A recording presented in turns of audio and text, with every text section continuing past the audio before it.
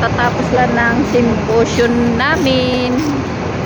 Lahat ng mga kasama namin natutulog. Gumala lang kami dalawa ng kasama ko. Pupunta kami sa masjid. Ayan, tagal namin di makasakay ng bus. Ayaw kami pasakayin.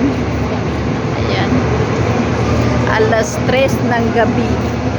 Kahit parang semento na yung paa namin, pupunta pa rin kami ng masjid. Ayun ang kasama ko.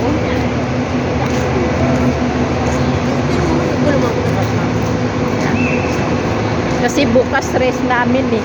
Kaya mamaya uuwi kami siguro mga mga 8 na. So matulog na lang kami ng buong araw.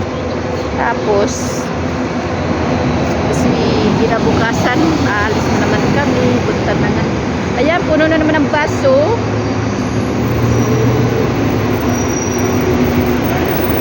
Yala.